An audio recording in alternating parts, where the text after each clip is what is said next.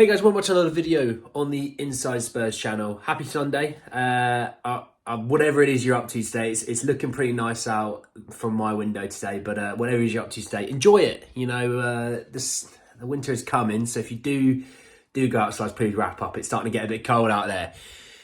But it's not getting too cold in the whole transfer market for Spurs, or what could be a heated transfer market come January time. So we're talking a little bit about 2 players in, a player out. A bit of an update around this whole betting scandal thing that I was talking about with the 3 Italian players as to why maybe there is that interest from Italy for Højbjerg. I do want to touch on something that came out a little bit on Twitter last night, and I do want to kind of get your thoughts and feelings about it as well. So we're talking a little bit of news that came out yesterday. But do you know what? We're going to jump in with some transfer news first, because that's what you're here for. Let's talk about the ins. So this comes from Ekrem Kanur, who put out that Tottenham, Arsenal, Chelsea and Manchester United are keeping tabs on Crystal Palace players Marc Guehi and Eberechi Eze ahead of a potential move next January. So let me start with Guehi, actually. I'm going to start with the centre-half. So when you look at the situation for an Arsenal, for example, you obviously your main centre halves that played, I think the last game was Gabriel and Saliba. You have Ben White at right back, who he's played very well at right back, but he is a centre half by trade. And you do have Timber, who can kind of play, ironically, across the back four, but was brought up through centre half / right back ways. The issue that I think Arsenal might have in tempting Guehi in is, well, look, you know, we want you to play first team football, but, you know, Arsenal quite highly rate Gabriel and quite rightly rate Saliba. So therefore, are you going to get consistent minutes? Or no, you're going to get some cup games or some Champions League games. Well, you know, that's not, he's 23. He's coming into that period of his career where he needs to play week in, week out. So that's not really going to do it. You look at Chelsea. Now, Chelsea have probably got 1,000 centre-halves, and I probably don't know them all. And if you did know them all, you're a liar, because you don't know them all. It's a real difficult time at Chelsea. And, you know, I think some players kind of look at the Chelsea project and go, look, if it goes up and gets running, I could be looked at as a form of saviour. Because whilst they've not done very well in recent years, if they hit their ground and hit their stride, which we all know Chelsea can. Chelsea are a massive club who have won a lot of trophies.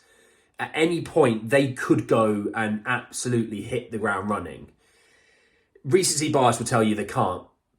But form is temporary, class is permanent, you know? And Chelsea have that in terms of their ability to win games.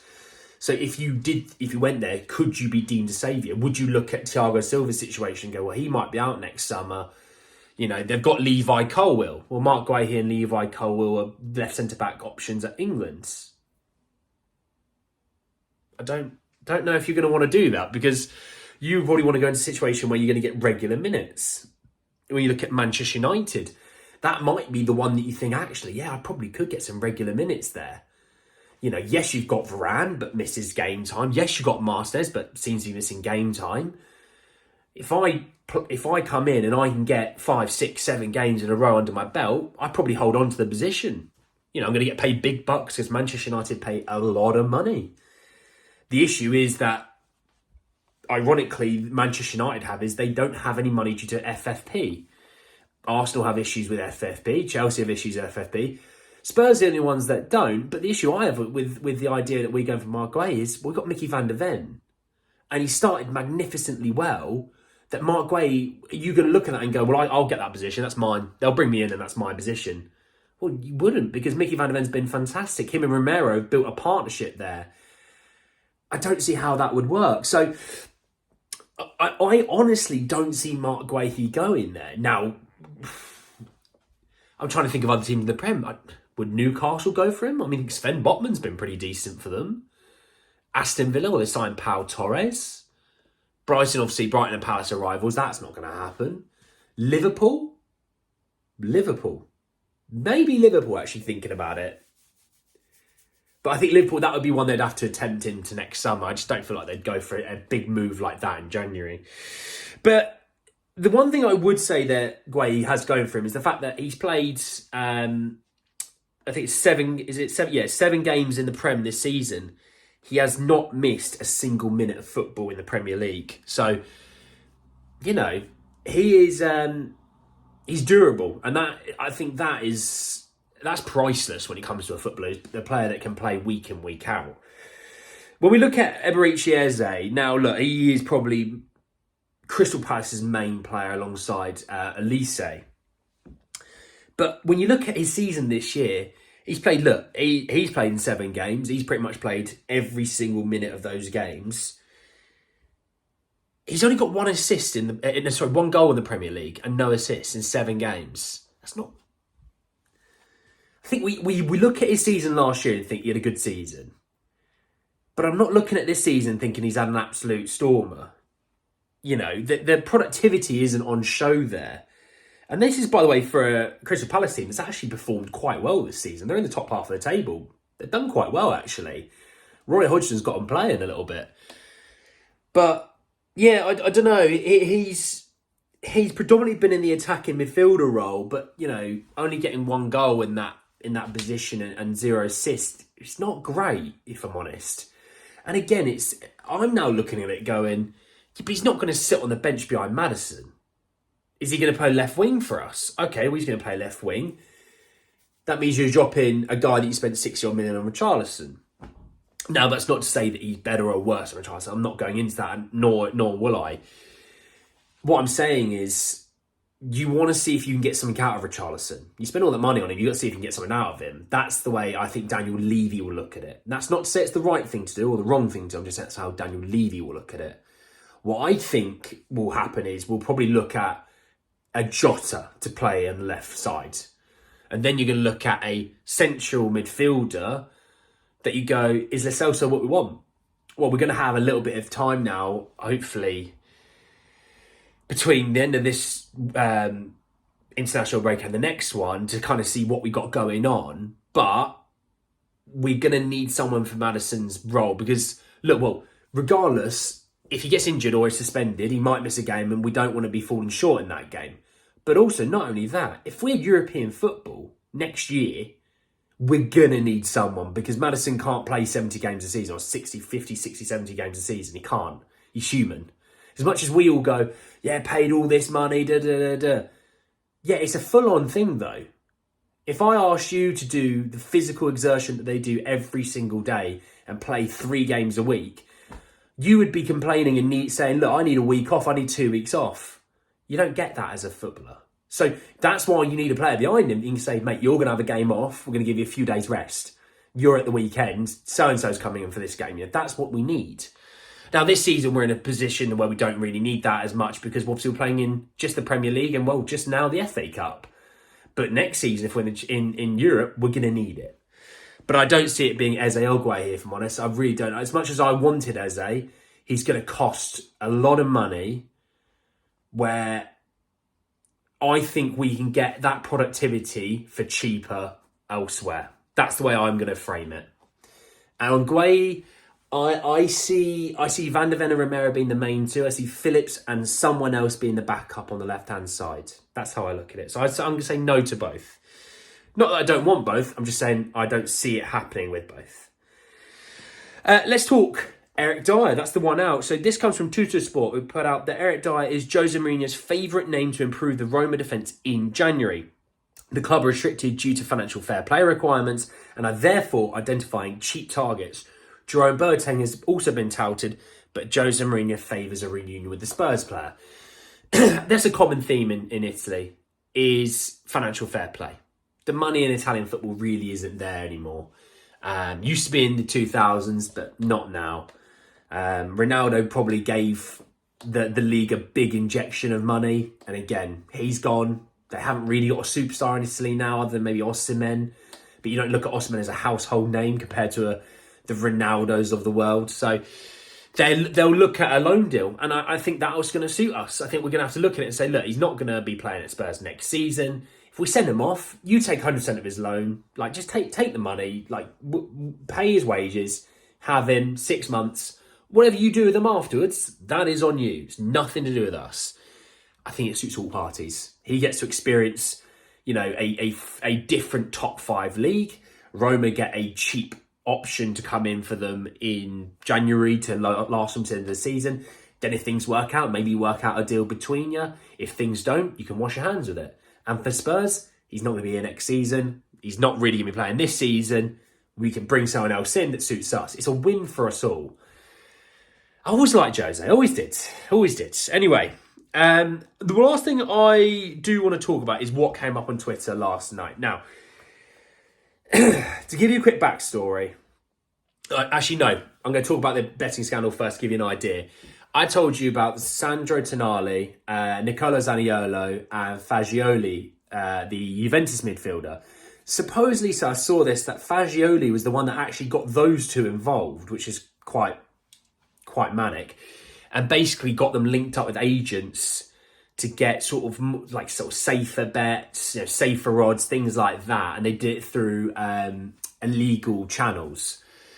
So that sounds horrific. That does. And I know Tonali's reached out for support in terms of securing his gambling addiction, which I hope he does get his support, and I hope he does become healthy again. But it does mean, look, if you're reaching out for that support, which means, yeah, you've done something bad, you've done something dodgy, it's a chance that, look, a Fagioli could be getting a suspension, a Zaniolo and a Tonali could be getting suspensions. If that's the case, Juventus wanting Højbjerg, I think that rumour is going to continue on and on and on. So you're probably going to hear me talk about that more and more and more as the months draw closer to Juventus. January, sorry. They're both giving J. You think I've had a drink last night. That's what you think it is. You think I've had a drink and you think I'm all over the place. I haven't. Not a drop to drink. Let's talk about what happened on Twitter last night. I know it wasn't the boxing that was on last night, the KSI Fury fight. Awful. It was actually around the Manchester United ownership situation. So to give you a quick idea and a backstory to it, basically Qatar wanted to buy United 100% full sale, clear the debt, invest loads of money into the stadium, the training ground, the squad. It's like a total package of about £8 billion, which is an amazing amount of money. It really is. It's unfathomable. They also had a British multi-billionaire in Sergio Ratcliffe. Sergio Ratcliffe wants to take on a minority stake, take some of the money to give to the Glazers. I think it's like 25% that they want. And basically, the Glazers said no to the full sale because Glazers want to keep milking that club for as much money as they can get. It's a very high-earning club. The reason they don't earn as much is because they give stupid money to stupid people. And I saw Spurs fans going, Sheikh Nassim, Spurs are here, Spurs are here, Spurs are here. And I want to get your opinion on this because obviously it's state-owned Qatari owners. Now, we've spoken in the past how PSG wanted to buy a minority stake in Spurs. Not PSG, the club, PSG owners. I can't remember his name. Shoot me for it, the PSG owner's name. I can't remember it. It's because the PSG owner and Daniel Levy supposedly have a very good relationship, which I didn't expect. We've not really done any dealings with PSG, but hey. But in turn, that means, obviously, the Qatari man has a good relationship with Sheikh Nassim. And I saw Spurs fans saying, yeah, come on over. We've already got a stadium built. The stadium's perfect. You don't need to do anything there. We've already got the training ground built. We've got everything there. We've got some debt. If you could clear that, it'd be great. All these things. And we're sitting top of the league. And I'm interested to see what you guys think because it's a really hot topic. And I was thinking about it, and I did ask a couple of friends. I said, do you think it would work with Ange? Now, this is the other thing. When an owner comes in, they are more than right and entitled to sack any person they want, sell any player that they want, and bring in any player that they want. And you, as a fan, have to sit there and agree to it and be fine with it. For me, I'm struggling with it because as much as, yes, I would like to play on a battlefield with a Man City, a Newcastle or a PSG. I would love that. I'd love to be able to go in for a player, spend stupid amounts of money and think, yeah, we can get him. Yeah, we're look at our team now. We're incredible, blah, blah, blah, blah, blah. I don't think it suits the style of what we're building with Ange. Now, the other thing I was thinking about was, and my friend said to me, he said, like, I'd like to do the more Newcastle model where you're not buying superstars, you're building up with sort of more grounded players, with a sprinkle of like some really exciting players like a Bruno Guimaraes or an Alexander Isak. And I said, I just think we're a little bit further advanced than that situation, because when they came in, Newcastle were due to get relegated. We're in a position where we're sitting top with, you know, a Heung-min Son, a James Maddison, a Christian Romero, right? We're a little bit... I compared us to when City first sort of got fourth, and there was sort of that fourth, fifth period. And I said, we're in that realm where it wouldn't really take as much as you think to explode, right?